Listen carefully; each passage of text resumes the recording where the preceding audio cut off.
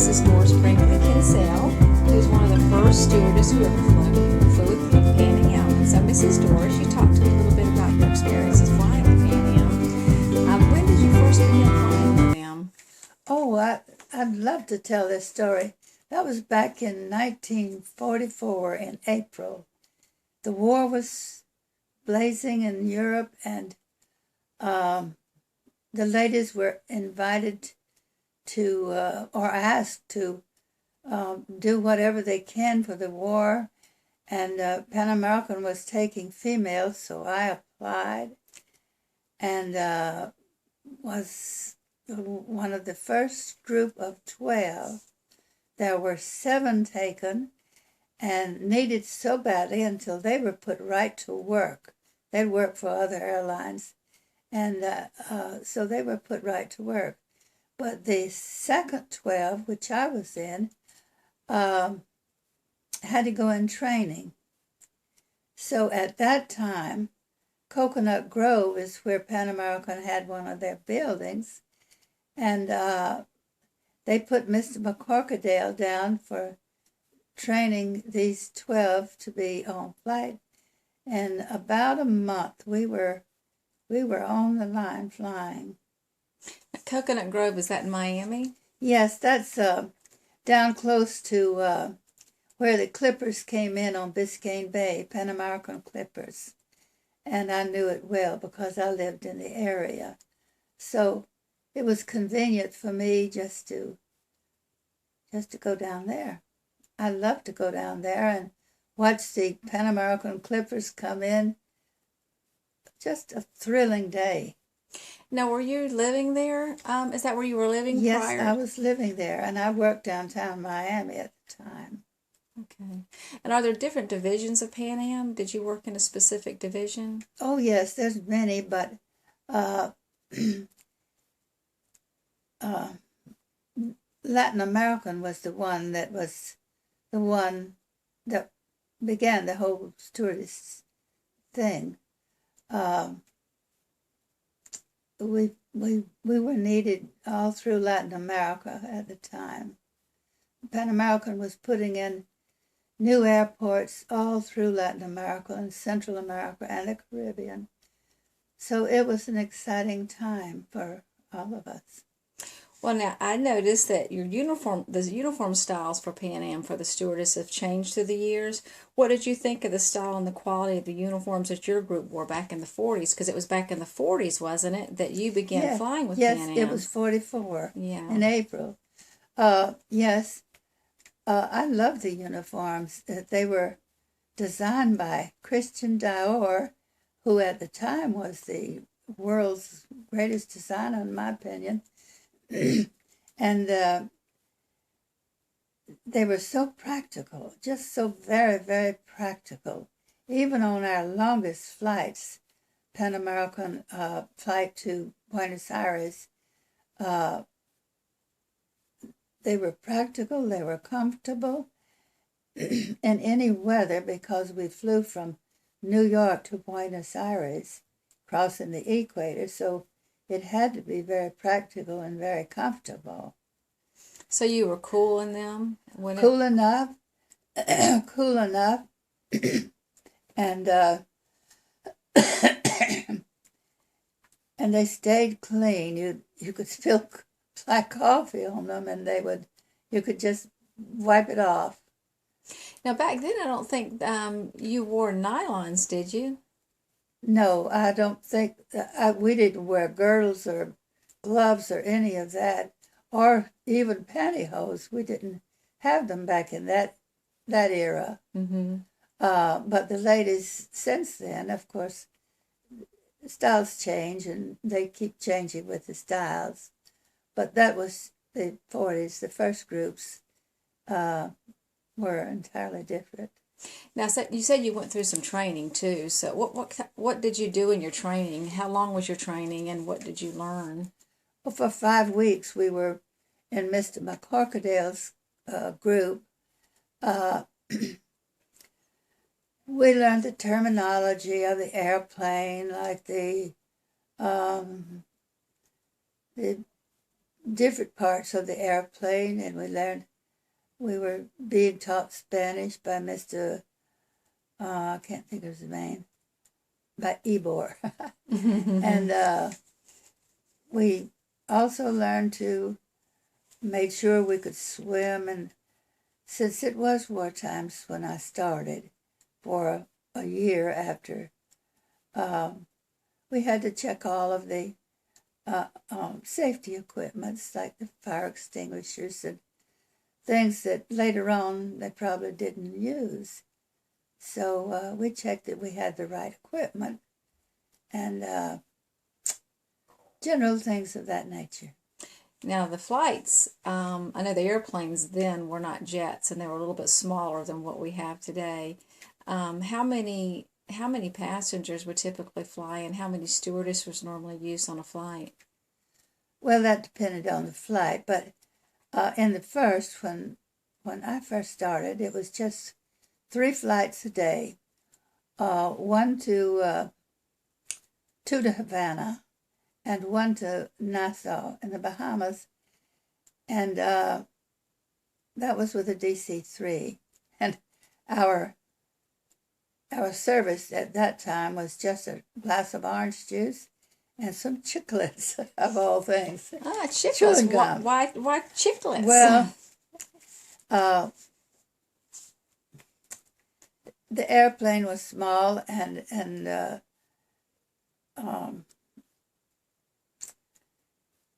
they weren't pressurized, were they, back then? No, they weren't pressurized. So often the ears hurt when you ascend and descend.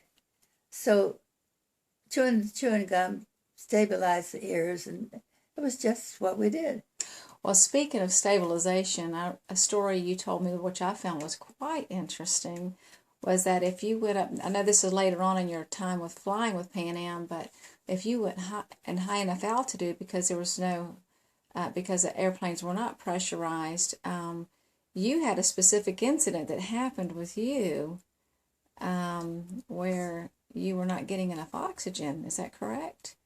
Well, yes, but I was unfamiliar with the plane, and I had been sent over to Brownsville, Texas, and was on a flight that I didn't ordinarily go on, and there was no passengers, and it was a night flight. That was after the first year, and I realized that I was getting tired, exhausted, and freezing. Put a blanket around me, and I still was not comfortable. So I looked up in the cockpit to see what was the problem, and there they were with their oxygen mask on, and they couldn't believe that I didn't know how to put an oxygen mask on. Oh my goodness. But anyway, I learned, and I only stayed in Brownsville for a short time before I was sent back to Miami. You didn't realize what was going on, though, did you? No, I didn't. And you were actually, you didn't have enough oxygen, is that correct? That's correct. We were flying from Brownsville to Mexico City, and it was at night, and it was all so unfamiliar to me. Mm-hmm. On the port side, we had Popocatépetl, or the big high mountains and ice. So it was a eerie but interesting time to be flying. It was actually during World War II, wasn't it? Yes, that part was. And in Miami, being war times, we didn't, or Pan American didn't illuminate the field because of our being war times and having our enemies right off of our shores, like the submarines and a lot of dangerous things. So it was a different time in our world. Well, because it was during World War II, and you said there was no night flying. Is that correct? Well, the way I remembered, we had to be out at the airport on 36th Street at 4 o'clock in the morning. Mm-hmm. Now that's a story in itself, because getting out there. And Miami was a small town then. It wasn't the city that it is now 70 years later. Mm-hmm. So I had one time when I had to hitchhike, and I took my little suitcase and walked about 3 blocks and sat down in the middle of Old Dixie Highway. And I knew that the next person was going to take me to the airport. So a car came by shortly thereafter, and he did take me down to 36th Street, where I could get a direct lift down out to the 36th Street airport. And he fortunately had been a mechanic with Pan American, and we talked on the way down. And he said, "Well, your plane isn't going out for quite a few hours because I've worked on that plane, and it'll be a few hours so you don't have to hurry." But that was the way it was back in those early days of me with Pan American. Well, now, since this is during World War II, there was something that you all did called the ringing of the bell. Yes. And what was the purpose of Well, that? And what was that? Well, usually on flights down as far as the canal zone, there may be convoys or something that the passengers classify that was not to be shown to the world. So the captain would ring the bell in a special ring, and then I quickly would close the blinds on the airplane so the passengers couldn't see. Well, on those flights too, you also had a couple of celebrities that you came in contact with or close contact with. Who were they? Oh, we did. We had lots of celebrities. On one of the longer flights later on down to the Buenos Aires flight, we had Tyrone Power and Jean Arthur, and well, I could go on and on, but we really didn't bother with getting any signatures until later. And later, I flew for 3 years, so later in the flights, we had generals, and I did ask the general if he would sign my short snorter. And he said, "Of course I would love to, but this is the man you want." And that was a young man, and he said, the general said he is the number one ace in the European phase of the war. Of course, I was interested in that. So they signed my short snorter. Well, just for those who don't know what a short snorter is, why don't you tell us what one of those are? Oh, a short snorter in those days were a roll of dollar bills or monies from the various countries. Say if it were from America, then we had a dollar bill. But if it were from Guatemala, we had a quetzal, I think was the name of their money, and they would sign that, and therefore you then rolled it up and taped it together, and they call that a short snorter. Oh, that's interesting. Well, it sounds like you had a lot of routes in South America. Your route involved South America and Central America. Did you fly at all in North America? No, well, only into the ports, such as New York and Miami and New Orleans and Brownsville, Texas, were the ports that the Latin American division flew in. Of course, the other divisions flew in their own areas. So what was your division? I mean, what are the different locations in South America and Central America that you would fly into? Oh, well, let's see. Well, we'd fly from Miami to Camagüey, Cuba, and from there to Puerto Rico. And if I were going on a long flight, from Puerto Rico into New York back down the east coast of South America, all the way from Trinidad, William, Montevideo, and what did I miss? Montevideo, and then into Buenos Aires. Oh, I forgot Rio. Yeah, we did. We had a wonderful time in Rio, and then on down to Buenos Aires. Well, there was something that I can't remember what you called it, but a place that they would set up. I think it was in Panama where they would set up the stewardess. You would stay together in a building. Oh, no, that was in the Canal Zone. Okay. That was a very strategic spot in those days, most strategic spot in the world, because the war was in the Pacific and in the Atlantic for the first year of my flying. So the old Tivoli Hotel was home to a lot of us in those days. And I especially remember flying across the North Coast on VE Day, was Victory in Europe, leaving Panama. We had noticed that the boats were all a lineup of boats going to the Pacific, which was unusual. So we talked about it. Something big had happened. So going across the North Coast over to Trinidad, the bell rang, and a special ring. So when I got to the cockpit, we learned that the war was over in Europe. That was a thrill, real thrill. Time for a party, huh?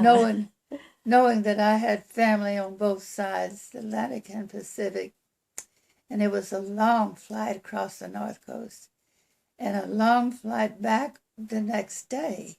Mm-hmm. So getting into the Tivoli Hotel, I was completely washed out, tired. So everybody was celebrating, but I was going to bed. So I went right to my room and went to bed. And a funny thing happened. about the time I got really good asleep, my door flew open and the bright light, overhead light came on. And this young man who had a snootful, he said, "You're going to get out of my room. I've had this engaged for a month. You're getting out." And I said, "Listen, buddy, go find your room. Go find your room. I'm tired." And he left, turned the light off, and closed the door. And about sometime later, the door flew open, the light came on, and he said, "I beg your pardon." I said, "All I ask you is leave and get your room." So that's the way it happened there. Oh my goodness. That is a funny story. You had a few funny stories I had a actually lot that of funny happened. stories. Yeah, I remember one you told me about.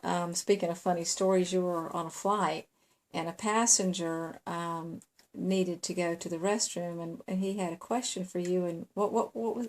Well, a passenger came up and said, "Stewardess, I think that you have a sick man up here in front of the. Will you please come up?" So I took my air sick bag and I went up as quickly as I could. And this strange man was looking around, and I asked him if he was sick in a couple of languages, and he didn't respond. So I opened the bag and I gave it to him for him to vomit in.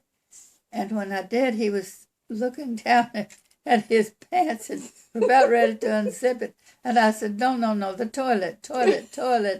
So he understood and was ushered back to the toilet. Oh my gosh! I'm sure you stewardess had fun with that one. We did. Well, there was only one on that flight. On the DC-3, there was always one. On the DC-4, there were two. And the old Boeing, I think there was just one on the old Boeing down to the Canal Zone, where we stayed at the Tivoli. Well, I know you have a few funny stories, but you also had a couple dangerous encounters that took place. Yes. While in flight. We try not to think of it, but we did have some dangerous encounters. Well, there was one that was near the Panama Canal. What nobody in those days. They,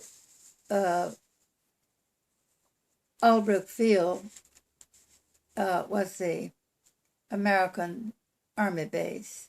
They intercepted us 40 minutes out. 40 minutes out, no one flew over the canal itself. So the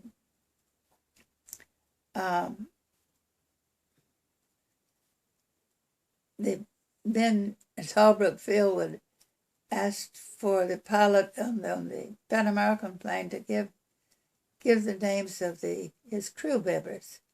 So usually they would give the name of the first officer, the second officer, the third officer, and then say 2 stewardesses or 1 stewardess, whichever. And, and then the Albrook Field man would come back and say, name the stewardesses. So we knew then that there was somebody who was looking for a date for the evening. At a nice club there in Panama. Well, at the base. Mm-hmm. So well, you also had a fire incident, didn't you? Yes. Well, that was years later. I flew for 3 years, and over one of our flights, I don't remember which one, everybody smoked in those years. There was cigarettes, and it was always cabin full of smoke, and ashtrays. But this night of the fire, somebody, it was during the night, and everybody was sleeping, but I was sitting back there just smelling this unusual smell for a cigarette fire. So I started looking and found a fire at the water, where we got water. Mm-hmm. Somebody had dropped a cigarette down on some of the cups that were just burning. So that was scary. And 2, through Central America one time, the door flew open. And that scared me. That could suck someone out, can't it? Could, yes, I heard that there had been a steward who had been sucked out in that area. Mm-hmm. So that was a couple. And then on the DC-3 over in Havana, we arrived in, I don't know, the usual time was about 45 minutes, and then flew around the tower for about an hour and a half, and the passengers were getting really hot, very, very uncomfortable. And I learned from the pilot that the landing gear was stuck. And they didn't know if it had come down or not. So they went around a few times more. And then we were told to prepare for a crash landing. I was told to prepare the passengers for a crash landing, which was very scary. But glad to say we landed with the landing gear down, and all was well. As far as, well, that's a good ending to a very scary incident, that's for sure. It is. And when you landed, now some of those terminals you just had grass landing, didn't you? Well, that was at Rancho Boyero. That was in Havana. Oh, okay. They didn't have. They just had the grass landing there for a long time. And later, in my flying days, they had another airport after a year or so. Well, the story that you told earlier where you had a flat tire and you had someone pick you up and take you to the airport. You remember that story that you just recently told? No, I changed that tire at 3 o'clock in the morning. I never changed a tire in my life, but on my car, by that time I had a car. Uh, I had to change my own tire, and I did a great job with it. The only thing was I didn't know how to get the car off of the jack. So that was a bit of doing, but I got it done and got out there by 4:30. You got to work by 4:30. Right. Well, the time that there was one morning you said you got there and there was nobody there but like one or two. There was just only like a two. few in Yeah. those first days. There were only a few people out there at the airport. So the terminals were quite different then than they are now. They were. Of course, we didn't have air conditioning then, and it was hot in Miami. But a little later, Venezuela put in a new, beautiful airport, all air conditioned. Nice. So that was very, very nice. And Pan American got one in Miami later. But those days were different than the ladies have today, or even back 20 years ago. It's hard to imagine with the uniforms that you all were wearing and being on those airplanes with no air conditioning. You must have gotten very hot. No, well, only in the cases like flying around in Havana, that was different. Mostly it was comfortable. Mm-hmm. Mostly it was very comfortable. And two, we didn't serve the meals as the later stewardesses did. Mm. The first 3 years, being war times, and well, of course, the war was over the first year I was flying, but Pan American got bigger planes. When I was flying, they were all land planes that I flew in. DC-3, Boeings that were just rickety at that time. The old Boeing that went to the Canal Zone had 4 booths, regular booths. Mm-hmm. With a row, that was 4 booths on the starboard side and a row of seats on the port side.